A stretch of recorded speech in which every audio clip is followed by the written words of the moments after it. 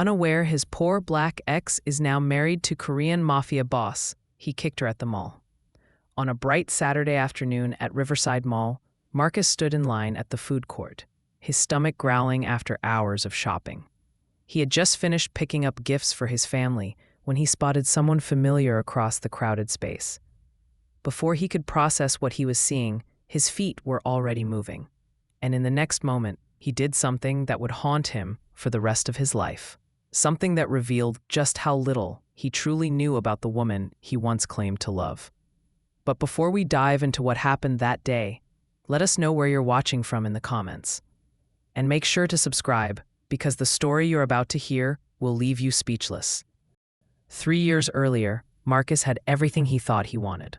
He was a successful real estate agent in downtown Chicago, driving a BMW, wearing designer suits, and living in a luxury apartment overlooking Lake Michigan. His girlfriend, Shanice, was everything he thought he didn't need. She worked 2 jobs, one as a waitress at a diner and another cleaning offices at night, just to make ends meet.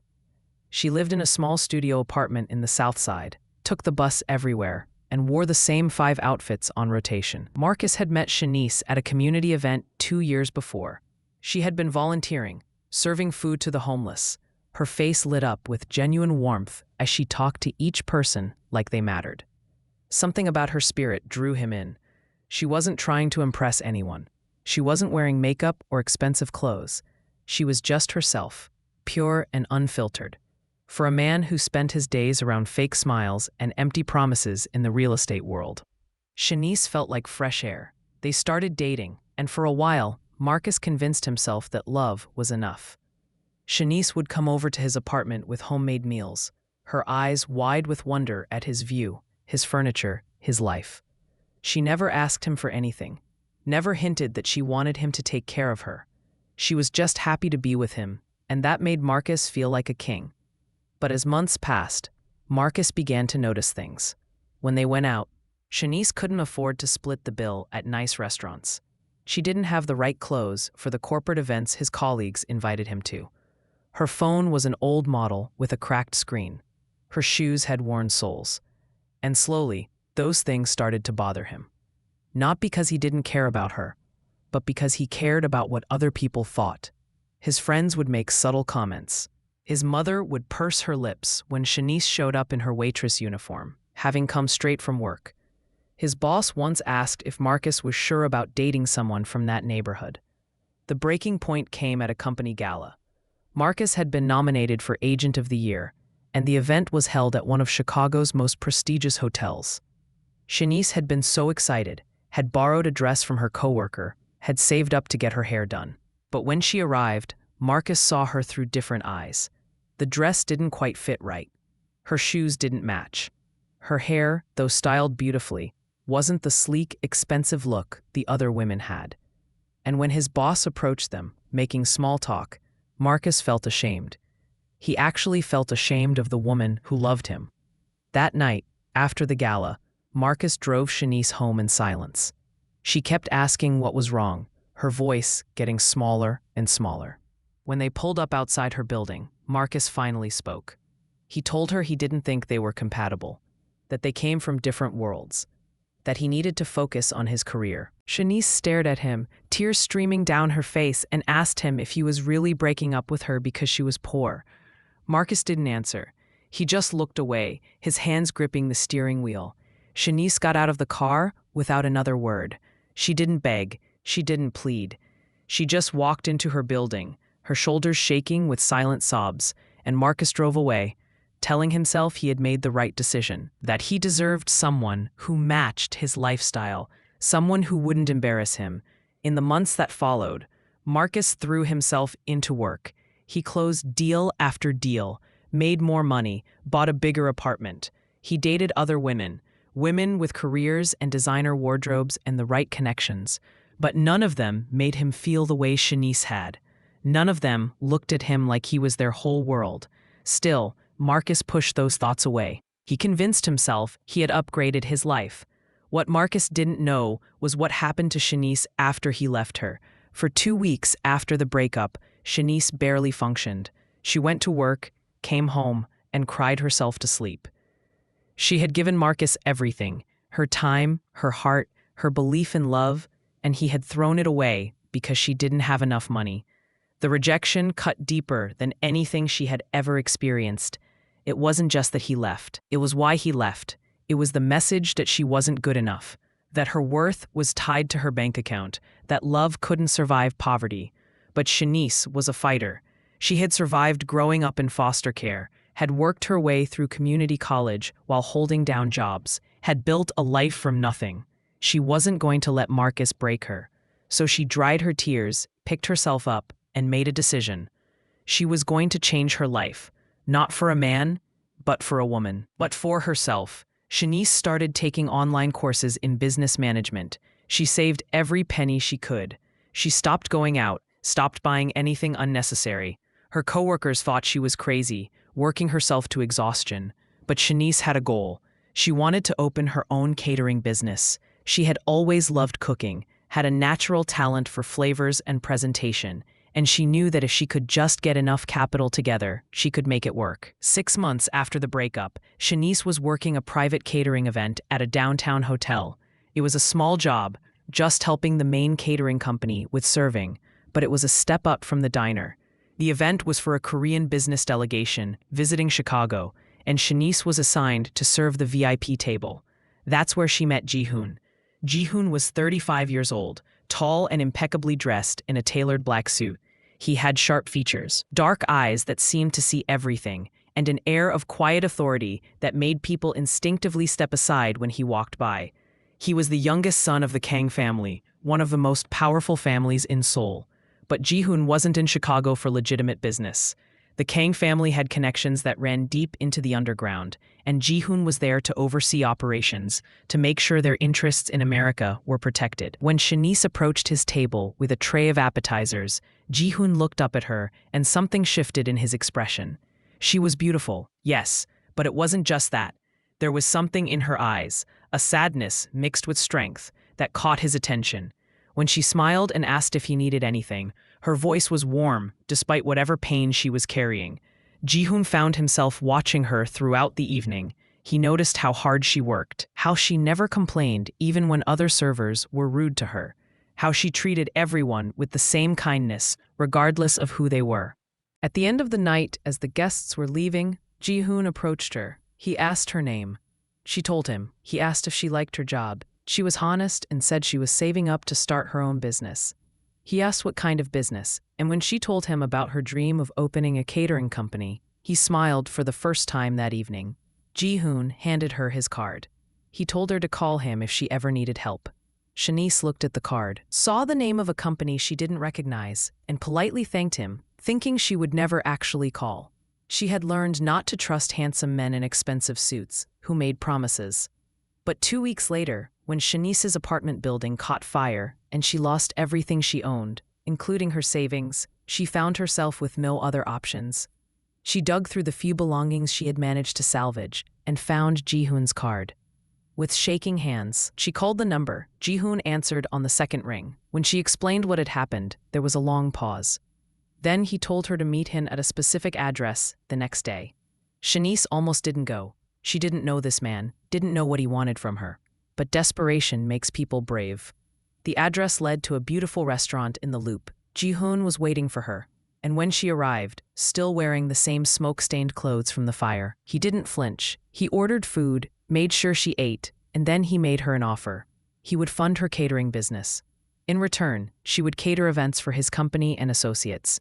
It was a business arrangement, nothing more. Shanice wanted to be suspicious, wanted to ask what the catch was. But when she looked into Ji-hoon's eyes, she saw something unexpected: respect. He wasn't looking at her like she was a charity case or someone to pity. He was looking at her like she was capable, like her dream was worth investing in. She said yes. Over the next 6 months, Ji-hoon kept his word. He set her up with a commercial kitchen space, connected her with suppliers, and sent her clients. Shanice worked harder than she ever had in her life. She created menus, perfected recipes, built a reputation, and slowly, her business began to grow. But something else was growing too, something neither of them expected. Ji-hoon started coming by the kitchen, supposedly to check on his investment. He would sit in the corner, working on his laptop while Shanice cooked. Sometimes they would talk about food, about Chicago, about nothing important. Shanice learned that Ji-hoon had studied in America, that he loved jazz music, that he carried the weight of family expectations that would crush most people.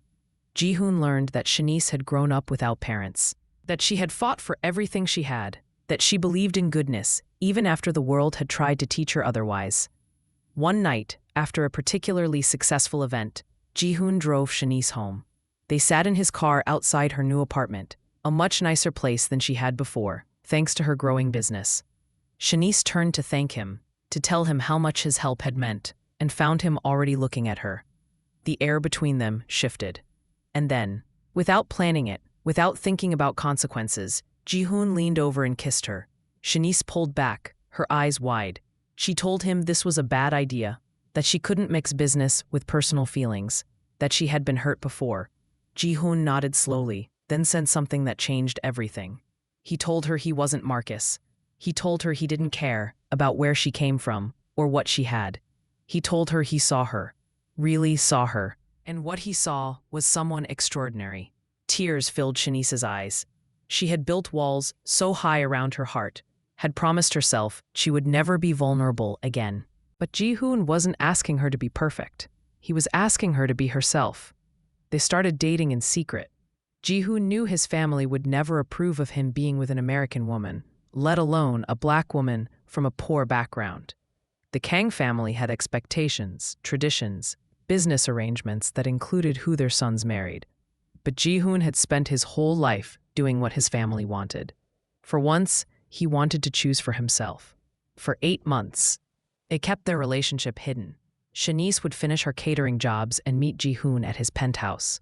They would cook together, watch movies, talk about everything and nothing. Ji-hoon showed her a side of himself no one else saw, the man beneath the cold exterior, someone who was tired of violence and power games, someone who wanted a different life. And Shanice fell in love. Not because Ji-hoon had money, though he had plenty of it. Not because he could give her things, though he tried. She fell in love because he treated her like she mattered, because he valued her opinions, because he never once made her feel less than. But secrets don't stay hidden forever. Ji-hoon's older brother, Minho, had been suspicious of Ji-hoon's recent behavior, so he had him followed. When Minho discovered that Ji-hoon was in a relationship with Shanice, he was furious. He flew to Chicago immediately and confronted Ji-hoon in his office. Minho told him to end it, that this woman was inappropriate, that she would ruin everything their family had built. Ji-hoon refused. The argument escalated. Minho threatened to cut Ji-hoon off completely, to destroy Shanice's business, to make sure she would never work in Chicago again.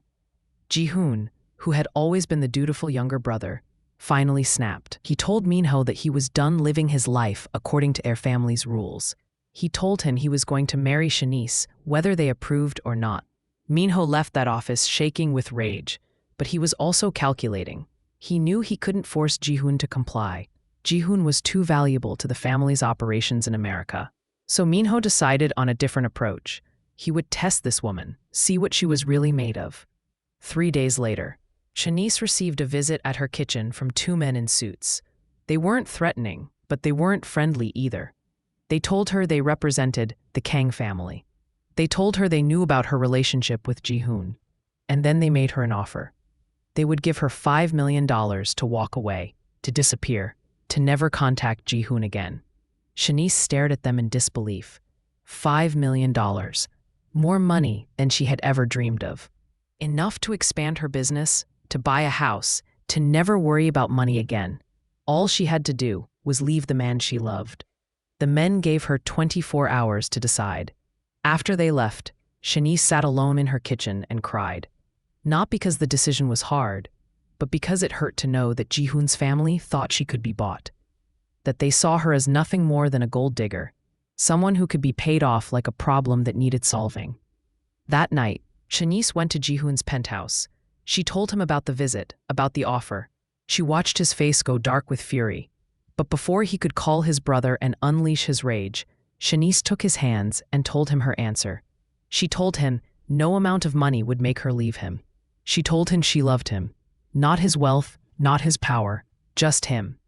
Ji-hoon pulled her close, and held her like she was the only thing keeping him anchored to earth. And in that moment, he made a decision. He called his brother and told him he was bringing Shanice to Seoul. He was going to introduce her to their father, and if the family couldn't accept her, then Ji-hoon would leave the family entirely. 2 weeks later, Shanice found herself on a plane to South Korea, terrified and excited in equal measure. She had never left America before. She didn't speak Korean. She had no idea what to expect. But Ji-hoon held her hand through the entire flight, and that was enough. Meeting the Kang family was one of the most intimidating experiences of Shanice's life. Ji-hoon's father, Kang Min, was a man who commanded respect with just his presence. His mother, Hee-jin, was elegant and cold, her eyes assessing Shanice like she was a piece of property being evaluated. Minho glared at her with undisguised hostility, but Shanice didn't shrink. She stood tall, answered their questions honestly, and refused to apologize for who she was or where she came from. She told them about her business, about her dreams, about her values. She didn't try to impress them or win them over with false charm. She was just herself. The dinner was tense and uncomfortable, but at the end of it, Ji-hoon's father did something unexpected. He told Shanice that she had courage, that she reminded him of his own mother, who had also come from nothing. He didn't give his blessing, not outright, but he didn't forbid the relationship either. It was more than Ji-hoon had hoped for. Over the next month, Shanice stayed in Seoul. She learned about Ji-hoon's world, saw the reality of what his family did, the legitimate businesses and the not-so-legitimate ones. She met the people who worked for them, saw how the organization operated, and she made a choice. She knew what she was getting into, knew the risks, knew the complications, but she loved Ji-hoon, and she wasn't going to run. When they returned to Chicago, Ji-hoon proposed, not with a big romantic gesture or a public display, just the two of them in her kitchen, surrounded by the smell of her cooking, in the place where she had built her dreams. He got down on one knee and asked her to be his wife. Shanice said yes, without hesitation. They got married 3 months later in a small private ceremony. Only a few people attended, some of Shanice's friends from Chicago and a handful of Ji-hoon's trusted associates. His family didn't come, but Ji-hoon didn't care. He had chosen Shanice, and that was what mattered. After the wedding, Ji-hoon helped Shanice expand her catering business. She opened a restaurant, then 2, then 3. Her food became famous in Chicago, and she became known not just as a talented chef, but as a successful businesswoman. She employed people from her old neighborhood, gave opportunities to those who needed them, and never forgot where she came from. She also learned to navigate Ji-hoon's world. She attended meetings, met with associates, and slowly earned respect in circles where women, especially Black women, were never expected to be. Ji-hoon's enemies learned quickly that underestimating Shanice was a mistake. She was smart, strategic, and fiercely loyal to her husband.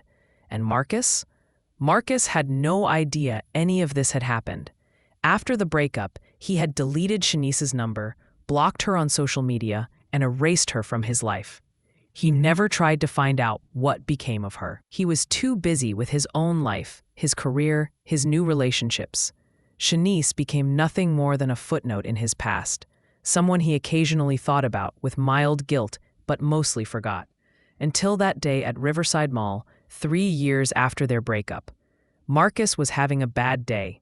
He had just lost a major client to a competitor. His current girlfriend had broken up with him that morning. And he was stressed about money for the first time in years because his spending habits had finally caught up with him. He was at the mall trying to return some expensive items, hoping to get cash back, when he saw her. At first, Marcus wasn't sure it was Shanice. The woman across the food court was wearing designer clothes, her hair styled expensively, her nails perfectly manicured. She was standing near the entrance to the VIP shopping section, talking on a phone. But when she turned slightly, Marcus recognized her profile. It was definitely Shanice.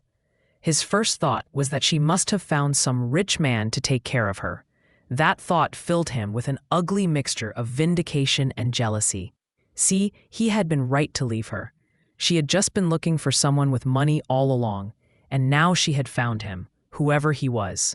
Marcus's second thought was that he should go over and say something, prove to her that he had moved on, that he was still successful. So he walked over, his chin up, his posture confident. He called out her name. Shanice turned, and when she saw him, her expression went carefully blank. Not hurt, not angry, just neutral. That bothered Marcus more than anything else. They made small talk for a minute. Marcus asked what she was doing here, making the question sound like an accusation, like she didn't belong in this part of the mall. Shanice answered politely but coolly, saying she was shopping. Marcus noticed her ring, a massive diamond that probably cost more than his car. His jaw tightened. Then Marcus made his mistake. He said, loud enough for people around them to hear, that it was interesting how some people would do anything to get ahead. He said it must be nice to find someone to pay for her lifestyle. He said he hoped whoever she was with knew what he was getting. The words were meant to hurt, to cut her down, to make her feel small the way he once did. But Shanice didn't flinch. She just looked at him with something like pity. Before she could respond, a group of men in black suits appeared. 4 of them, moving with the kind of precision that spoke of training and danger.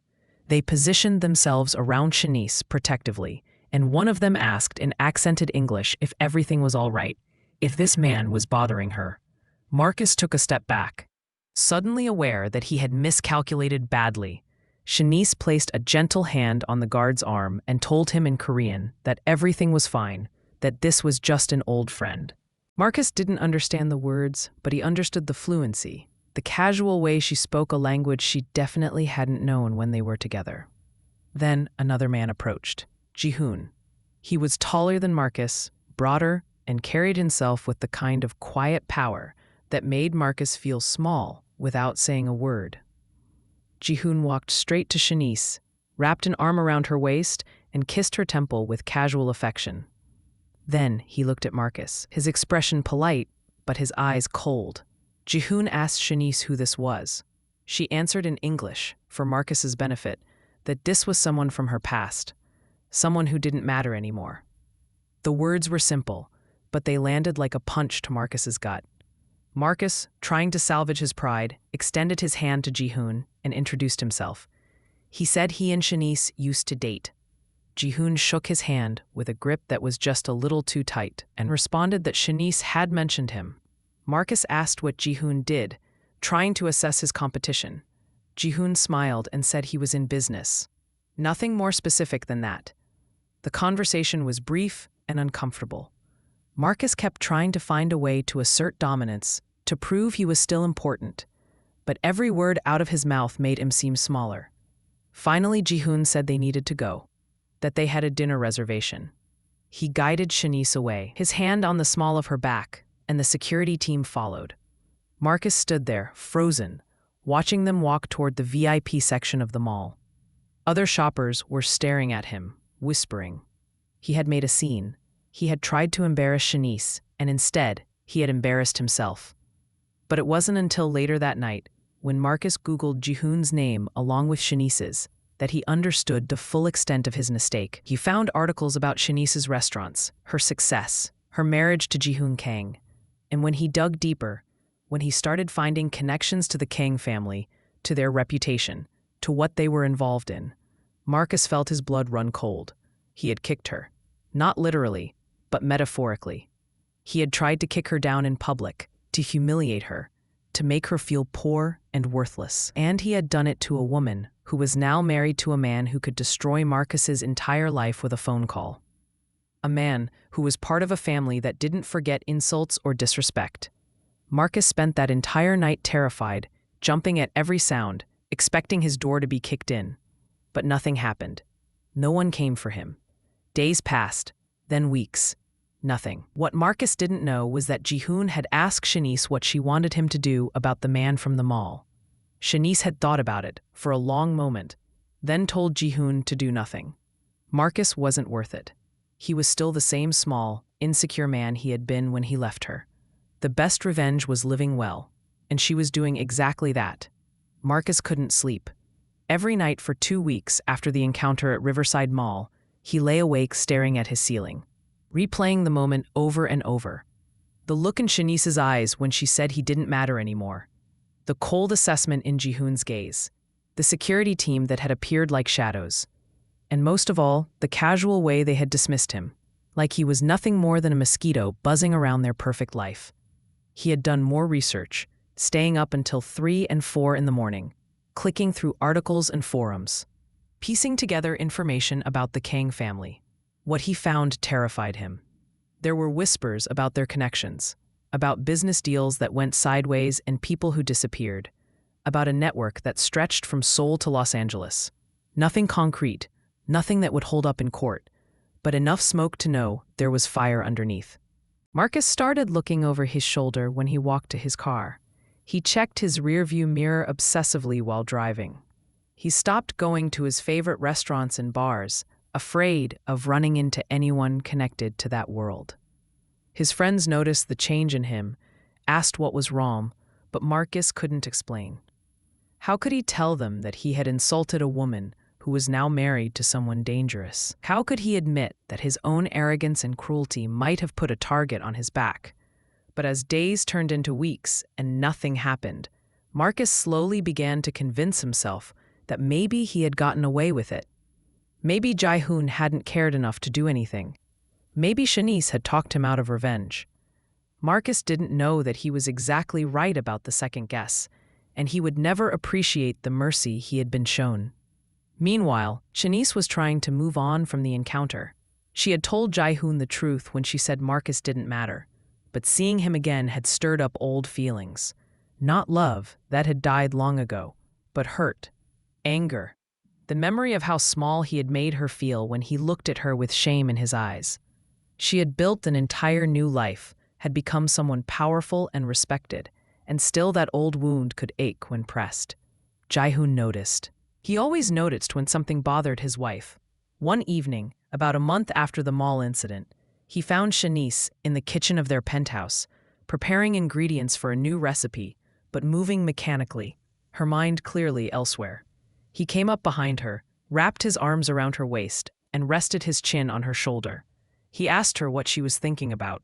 Shanice was quiet for a moment, then admitted she was thinking about Marcus.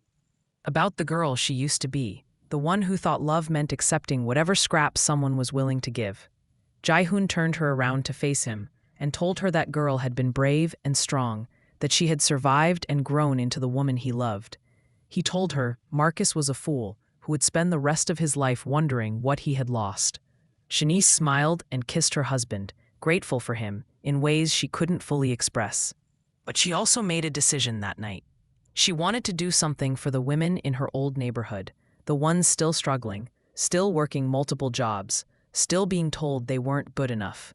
She wanted to create opportunities, to show them that their circumstances didn't define their worth. She talked to Jae-hoon about starting a foundation, one that would provide job training, business loans, and mentorship for women from low-income backgrounds. Jae-hoon immediately agreed to fund it. Within 3 months, the Shanice Kang Foundation was established with an endowment of $10 million. Shanice personally oversaw the programs, interviewed applicants, and worked with women who reminded her of herself at 23, scared and broke but determined to survive. The foundation became her passion project. She divided her time between running her restaurants and building this new venture. Local news outlets started covering her work. Magazine articles were written about her journey from waitress to businesswoman to philanthropist. And with each article, with each interview, Marcus saw reminders of what Shanice had become. He couldn't escape her. She was everywhere, her success a constant reproach to his choices. Marcus's life, meanwhile, was falling apart. The real estate market had shifted, and he wasn't adapting well. His sales numbers dropped. His agency started giving the best leads to younger agents. His expensive lifestyle had left him with no savings, and now he was struggling to make his rent. He had to sell his BMW and buy a used Honda. He moved out of his luxury apartment into a modest one-bedroom in a neighborhood he used to avoid. Every step down felt like karma, and the lower he fell, the higher Shanice seemed to rise. He would see her on the news, cutting ribbons at new restaurant openings, speaking at business conferences, attending charity galas with her husband. She glowed with happiness and confidence, and it killed Marcus to see it. Not because he still loved her, but because he knew he had thrown away something real for shallow, temporary things. 6 months after the mall encounter, Marcus hit rock bottom. He lost his job. His agency had been downsizing, and Marcus, with his declining performance and difficult attitude, was an easy cut. He filed for unemployment and started sending out resumes. But the market was saturated with real estate agents, and no one was calling him back. He blew through his credit cards, then maxed them out. He started missing rent payments. One particularly bad night, Marcus found himself at a bar on the south side, the same neighborhood where Shanice used to live. He was drunk and miserable, staring into his glass and wondering how his life had gone so wrong. The bartender was a woman in her 50s, with kind eyes and a no-nonsense attitude. She asked Marcus what had him looking so defeated. Marcus, drunk enough to be honest, told her about Shanice. He told her how he had left a good woman because he was ashamed of her being poor. He told her about seeing Shanice at the mall, about trying to embarrass her, about discovering she was now married to someone powerful and successful. He told her he had ruined his own life because he cared more about appearances than substance. The bartender listened quietly, then asked Marcus if he knew who owned the bar he was sitting in. Marcus said he didn't. She smiled and told him it was part of Shanice's restaurant group, that Shanice had bought several struggling businesses in this neighborhood and turned them around, creating jobs and stability for people who needed it. The bartender herself had been unemployed for a year before Shanice hired her. Marcus felt like he had been punched in the gut. Even here, in his moment of lowest desperation, he couldn't escape the shadow of what Shanice had become. He paid his tab with the last cash in his wallet and stumbled out into the night. As he walked toward the bus stop, having no car and no money for a rideshare, Marcus passed by the diner where Shanice used to work. It was closed now, a for sale sign in the window. He stood there staring at it, remembering the times he would pick her up after her shift, how she would smell like grease and coffee, how she would be exhausted but still smile when she saw him. He had loved her then, in his own broken way. He just hadn't loved her enough to stand up for her, to be proud of her, to see her worth beyond her economic status. Marcus was so lost in thought that he didn't notice the car that pulled up beside him until someone spoke his name. He turned and saw one of the men from Ji-hoon's security team, the one who had asked if Marcus was bothering Shanice at the mall. Marcus's heart stopped. This was it. They had finally come for him. But the man wasn't threatening. He simply said that someone wanted to speak with Marcus and gestured to the car. Marcus knew he could refuse, could turn and run, but something in him was too tired and defeated to be afraid anymore. He got in the car.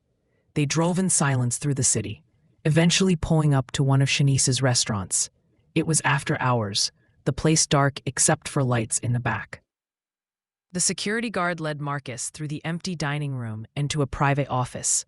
Sitting behind the desk was Ji-hoon. Marcus's mouth went dry. Ji-hoon gestured to a chair across from him and told Marcus to sit. For a long moment, Ji-hoon just studied him, his expression unreadable. Then he spoke. Ji-hoon told Marcus that Shanice didn't know about this meeting, that she would probably be angry if she found out. He said he had been watching Marcus over the past months, keeping tabs on his decline, waiting to see if Marcus would do something stupid that would force Ji-hoon's hand. But Marcus had just quietly fallen apart, which in Ji-hoon's mind showed at least some sense of self-preservation. Marcus asked why he was here. Ji-hoon leaned back in his chair and explained that despite everything Marcus had done, Shanice still had a soft heart. She didn't want revenge. She didn't want Marcus hurt. She wanted to forget he existed. And normally, Ji-hoon would be happy to grant his wife's wishes. But he had a problem. The problem, Ji-hoon explained, was that Marcus's very public disrespect toward Shanice at the mall had been noticed by certain people in Ji-hoon's world. People who believed that insults to the family needed to be answered. People who were questioning why Ji-hoon hadn't dealt with Marcus, whether Ji-hoon was going soft, whether he could be disrespected without consequences. This created a political problem for Ji-hoon, one that could undermine his position. Marcus felt his blood turn to ice. He stammered an apology, said he was drunk and stupid, that he never meant to cause problems. Ji-hoon held up a hand to stop him. He said he didn't want apologies.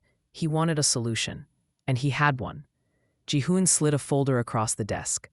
Inside was a job offer from a real estate development company in Atlanta. A legitimate company, well-paying, with benefits and opportunities for advancement.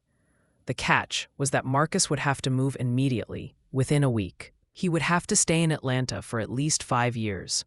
He would delete all social media. He would never speak about Shanice or Ji-hoon to anyone. He would essentially disappear from Chicago. Marcus stared at the offer, his hands shaking. He asked why Ji-hoon was doing this. Ji-hoon's expression softened slightly, and he said it was because Shanice had asked him not to hurt Marcus, and Ji-hoon would do anything for his wife.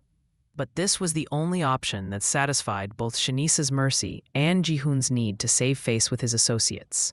If Marcus refused, if he stayed in Chicago, Ji-hoon couldn't guarantee his safety anymore.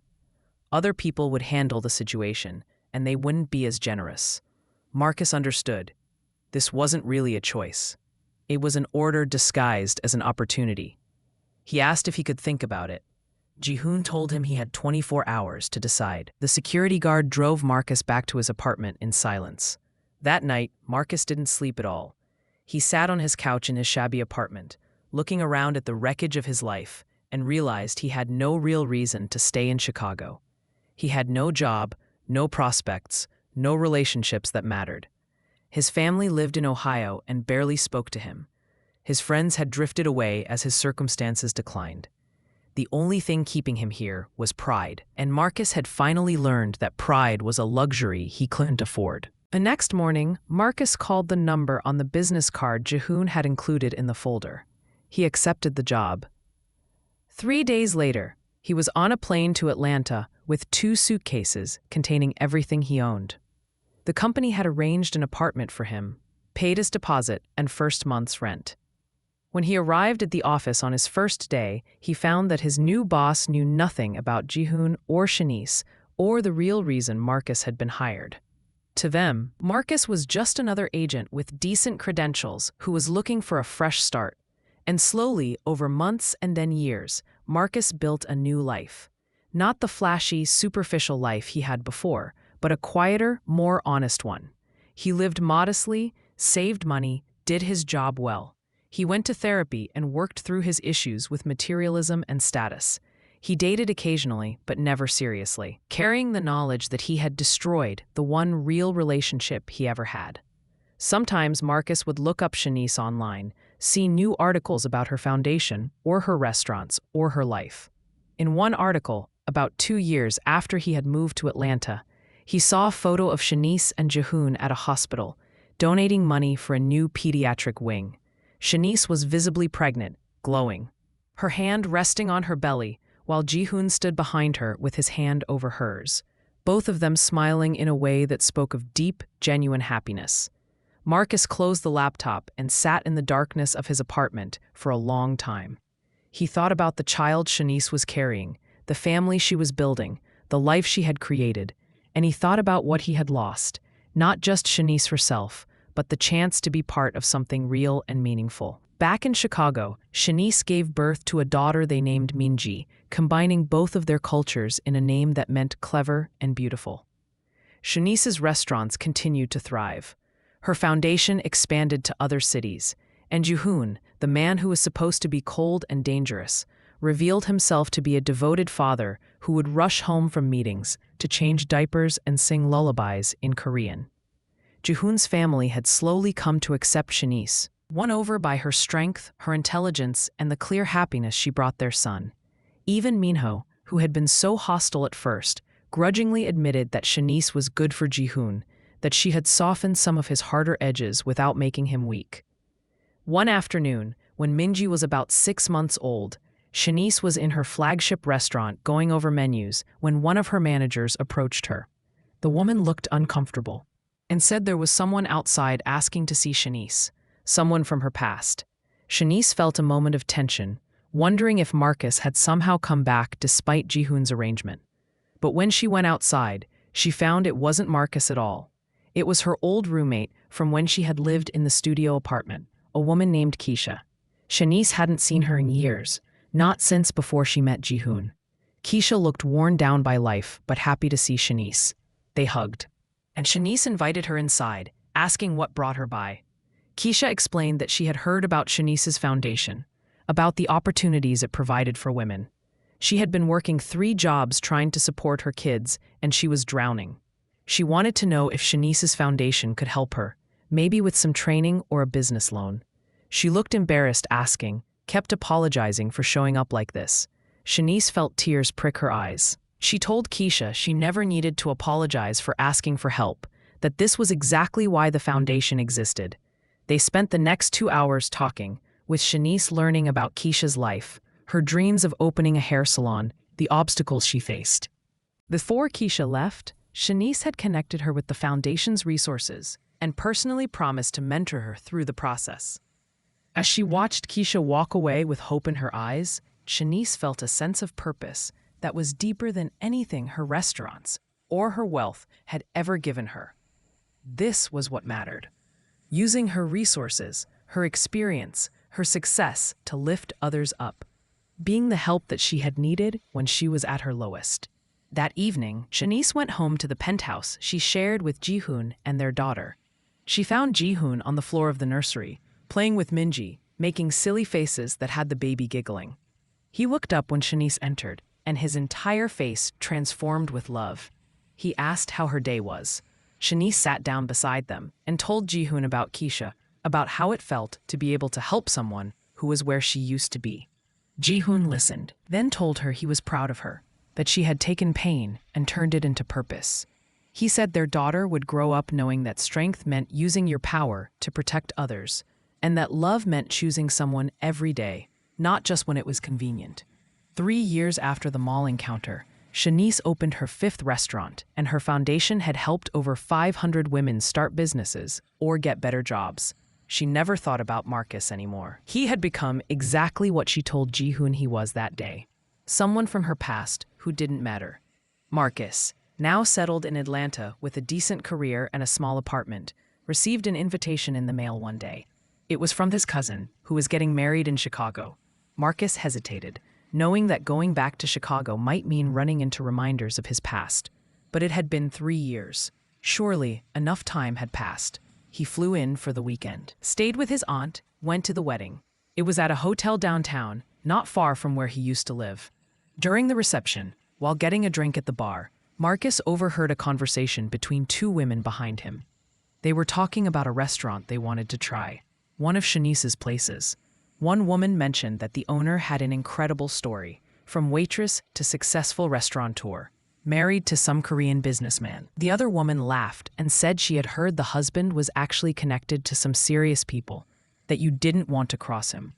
The first woman said that explained why the restaurants always seemed so safe, why there was never any trouble there, even in rough neighborhoods. They both agreed the food was amazing, regardless of the rumors. Marcus paid for his drink and walked away, his hands trembling slightly. 3 years and he still couldn't escape the shadow of what Shanice had become. But this time, instead of resentment or jealousy, Marcus felt something different. He felt grateful. Grateful that Jihoon had given him a way out, a chance to rebuild.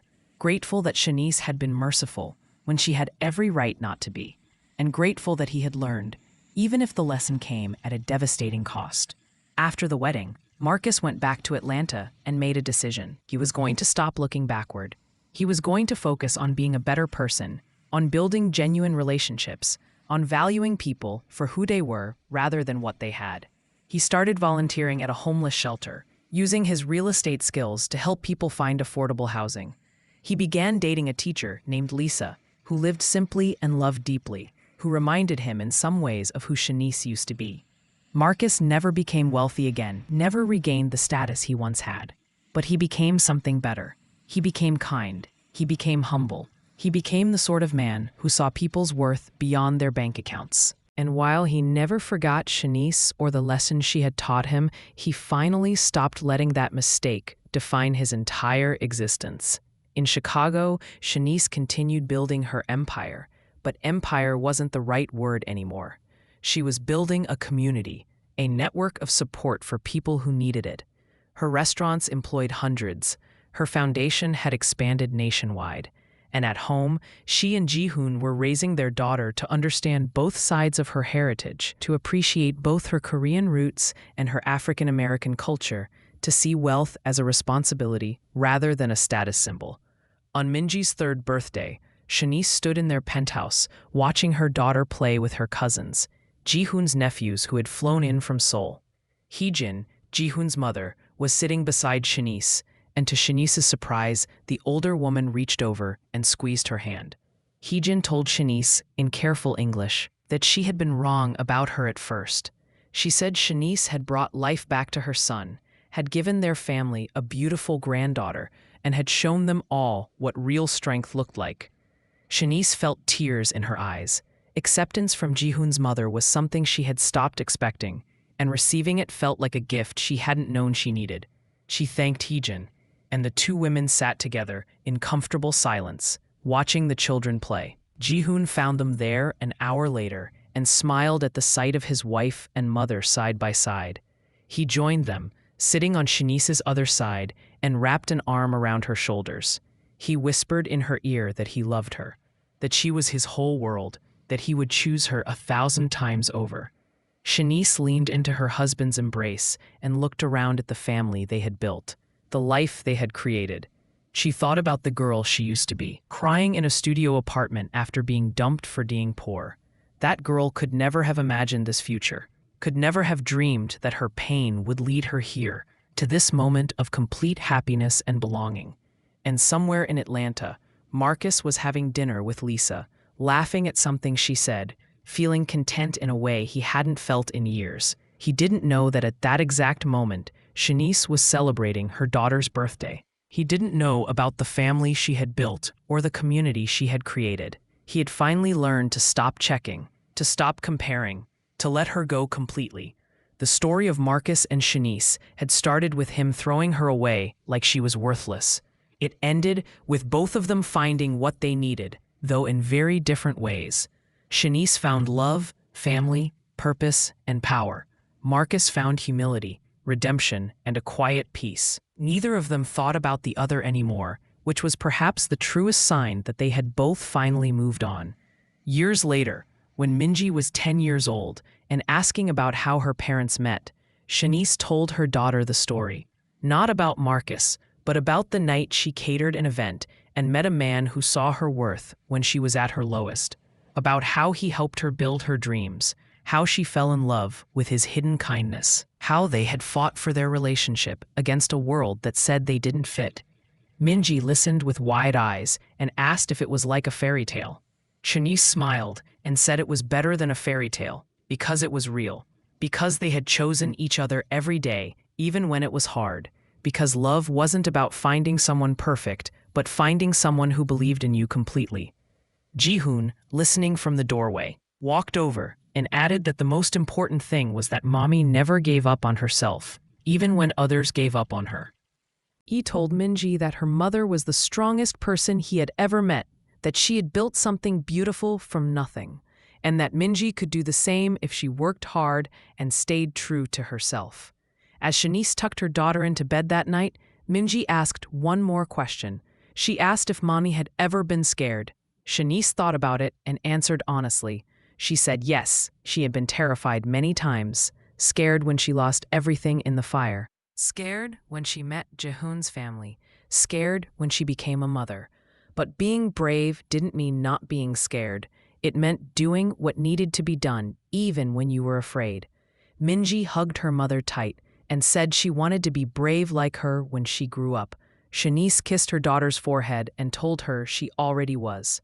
After Minji fell asleep, Shanice and Ji-hoon sat on their balcony overlooking the Chicago skyline.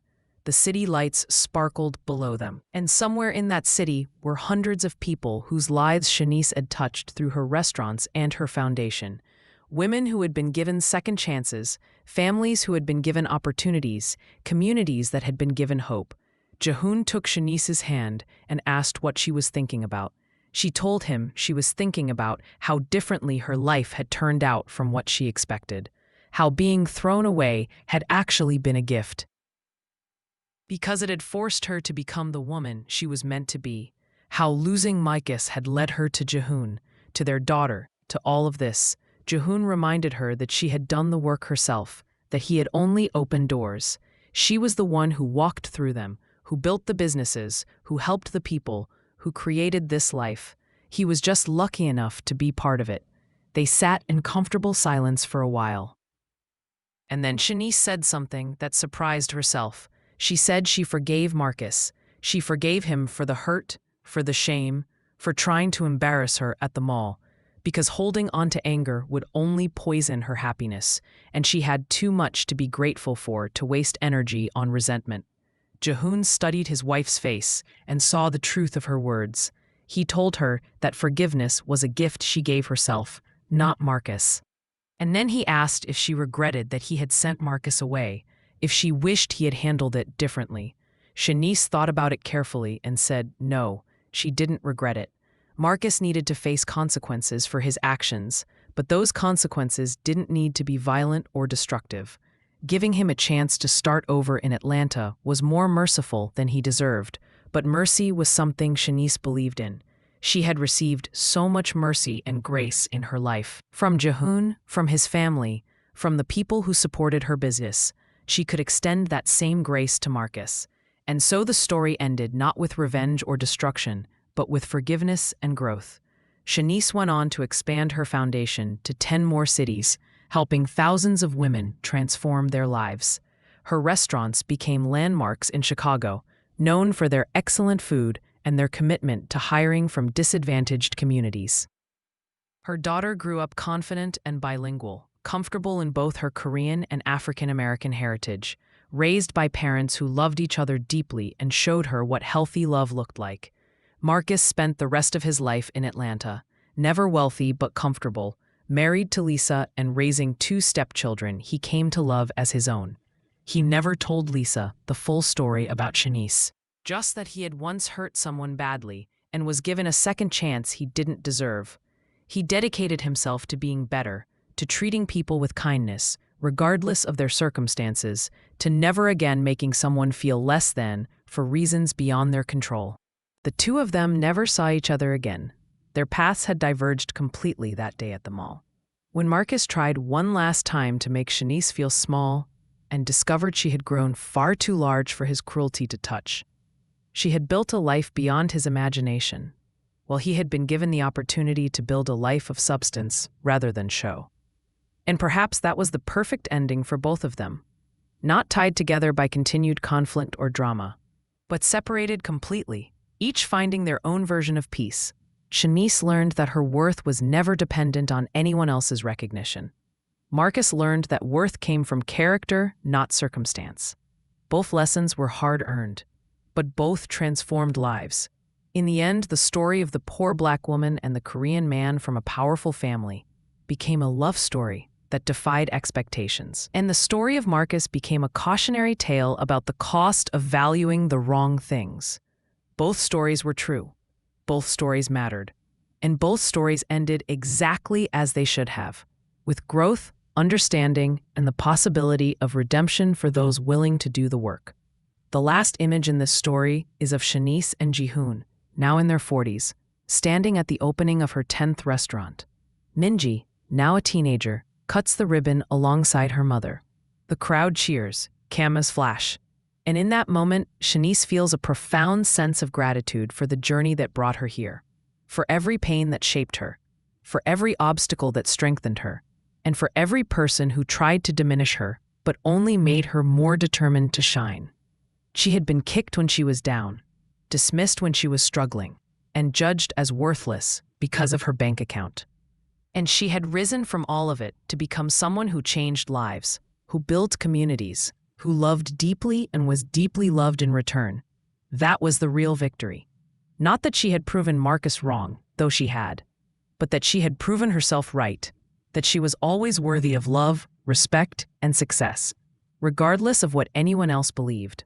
And as she stood there with her family, with her thriving business, with her foundation making real differences in real lives, Shanice finally let go of the last traces of hurt from that cold night 3 years ago when Marcus tried to shame her in a shopping mall.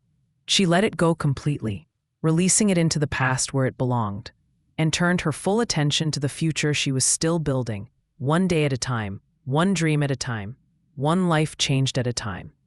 That was how the story ended. Not with fireworks or dramatic confrontations, but with quiet triumph, hard-earned peace, and the understanding that sometimes the best revenge is no revenge at all. Sometimes the best revenge is simply living so well, loving so deeply, and giving so generously that the person who tried to diminish you becomes nothing more than a distant memory, a lesson learned, a chapter closed in a book that keeps getting better with every page. Years later, when the story had faded into something quieter, Shanice sometimes thought about how strange it was that one ordinary afternoon at a shopping mall had become the last thread tying her to a life she no longer recognized. Riverside Mall still existed, of course. Stores came and went. Food court signs changed. People passed through every day carrying bags, arguments, hopes, and disappointments. But for Shanice, the mall had become just another place. It held no power anymore. That, she realized, was the real victory.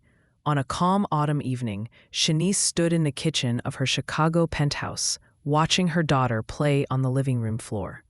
Minji was 4 now, curious, sharp-eyed, and endlessly talkative. She was building a crooked tower out of wooden blocks, narrating every move in a mix of English and Korean. Jaehoon sat nearby, pretending to read while clearly listening to every word their daughter said, occasionally correcting her pronunciation with exaggerated seriousness that made Minji giggle. This quiet domestic moment was something Shanice once believed belonged only to other people. People born into stability. People who didn't start life counting coins and surviving on grit. She used to think love was fragile, conditional, something that disappeared the moment you failed to impress. She had been wrong. Jaehoon looked up from his book and met her eyes across the room. No words were exchanged. None were needed. After years together, they had learned the language of stillness, the kind of connection that didn't need to announce itself. Later that night, after Minji was asleep and the city lights shimmered outside their windows, Shanice stepped onto the balcony with a cup of tea. The skyline stretched before her, familiar and distant at the same time. Chicago had been the city where she learned to survive. It had also been the city where she learned to choose herself. Jaehoon joined her, resting his forearms on the railing. "You're thinking again," he said gently. She smiled. "I always am." "About what?" "About how close I came to believing the wrong story about myself." Jaehoon didn't interrupt. He never did when she spoke like this. "For a long time," she continued, "I thought my value depended on whether someone else could be proud of me, whether I fit into their life, their image. And now? And now I know my worth existed long before anyone noticed it." Jaehoon nodded. "That's why I fell in love with you. Not because you became powerful, but because you already were." The foundation gala the following week was held downtown, in a room filled with people who spoke about impact, funding, and scale. Shanice stood at the podium wearing a simple tailored dress, her voice steady as she spoke about the women the foundation had helped, single mothers, immigrants, survivors, women who had been told too many times that their circumstances defined their ceiling. She didn't mention Marcus. She never did. Not because she was hiding the past, but because he no longer occupied any meaningful space in her future. In the audience, journalists scribbled notes. Donors applauded. A young woman near the back wiped away tears. Shanice recognized that look. It was the look of someone realizing, maybe for the first time, that their life wasn't over just because it was hard. After the event, Shanice slipped away early. She preferred the quiet victories. Headlines faded. Changed lives didn't. Marcus, meanwhile, lived a life so ordinary it would have once terrified him. Atlanta suited him. The pace was slower. Expectations were lower, and for the first time in his adult life, that felt like relief instead of failure. He worked steadily. He lived modestly. He learned, slowly and sometimes painfully, how much of his identity had been built on performance rather than substance. Therapy helped. Volunteering helped more. Helping families find affordable housing forced Marcus to confront the version of himself that once equated worth with polish. He met people who worked harder than he ever had and received far less for it. people who still showed up for their children with dignity and love. He thought of Shanice less as time passed, not because he forgot her, but because the memory no longer burned. It had cooled into something instructive instead of painful. One evening, while sorting donation forms at the shelter, Marcus came across a familiar name on a sponsor list, the Shanice Kang Foundation. His breath caught for just a second. Then he exhaled. Of course. The realization didn't bring fear or shame, just clarity. Even now, even indirectly, Shanice was still doing what she had always done, lifting others quietly without needing credit. Marcus closed the folder and returned to work. Some lessons didn't need revisiting. Back in Chicago, Minji's first day of preschool arrived faster than Shanice expected. She adjusted her daughter's jacket, crouching to meet her eyes. "You remember what we talked about?" Shanice asked. Minji nodded solemnly. "Be kind, be brave, and if someone is mean, I tell the teacher." Shanice laughed softly and kissed her forehead. "Exactly." Jihoon watched from a short distance, pride written openly across his face. His world, once dominated by strategy, loyalty, and control, had shifted in ways he never anticipated. Power used to mean dominance. Now it meant protection, restraint, choice. That night, as Jihoon and Shanice lay in bed listening to the city settle, he asked her something he had never asked before. "If you could speak to the woman you were before everything changed, what would you tell her?" Shanice thought for a long time. "I'd tell her she doesn't have to prove her worth to anyone who benefits from her doubt," she said finally. "And I'd tell her that being left behind isn't always rejection. Sometimes it's redirection." Jihoon reached for her hand in the dark. "And Marcus?" he asked carefully. Shanice's answer was immediate. "I don't wish him harm. I don't wish him fear. I don't even wish him regret." She paused. "I wish him growth, because anything else would mean he still mattered." Jihoon smiled. Years passed. Minji grew curious and outspoken. The foundation expanded into new cities. Shanice's restaurants became community landmarks rather than status symbols. Jihoon gradually stepped back from the darker corners of his family's empire, redirecting resources into legitimate ventures, reshaping influence rather than abandoning it. Life was not perfect. It never was. But it was honest, and that, Shanice learned, was the rarest luxury of all. On a quiet afternoon, years after the mall encounter, Shanice passed a reflective storefront window and caught sight of herself. Confident, calm, unburdened. She didn't see the poor woman Marcus once thought he needed to escape. She didn't see the woman who had been shamed or dismissed. She saw someone whole. The story that once began with cruelty ended with something far more powerful than revenge. It ended with peace. And that peace, earned, chosen, protected, was the one thing no one could ever take from her again.